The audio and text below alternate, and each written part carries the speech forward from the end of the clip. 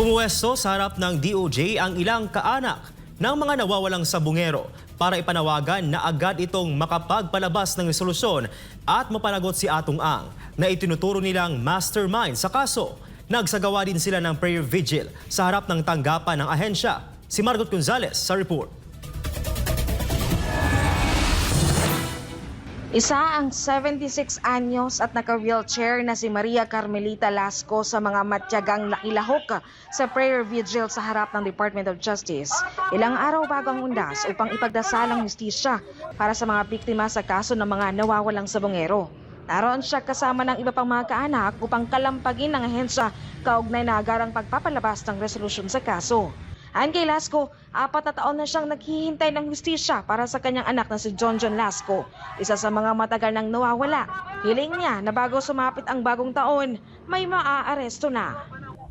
Ang pagkawala ng aming mga mahal sa buhay ay hindi basta lang.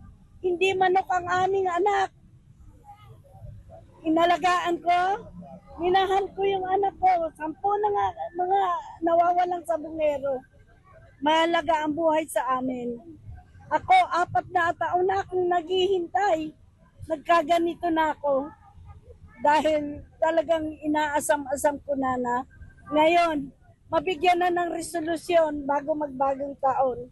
Ang ilang mga kaanak may mga suot na cover mask na may mukha ni na Atong Ang at Gretchen Barreto na ilan sa mga itinuturong nasa likod ng pagkawala ng mga sabungero.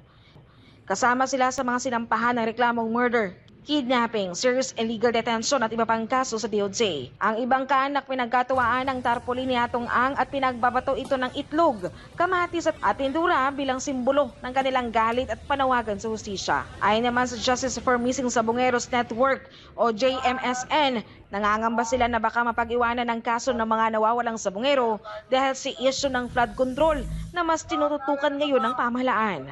Itong ating gobyerno mukhang nabibilaukan sa flood control projects, anomalies. Kaya pinapanawagan namin ngayon, sakto na araw ng mga patay, na huwag kaligtaan yung panawagan para doon sa mga nawawalang mga sabongero. Mahalaga na makita ng taong bayan na pare-parehong tema ng impunidad, ng impunity.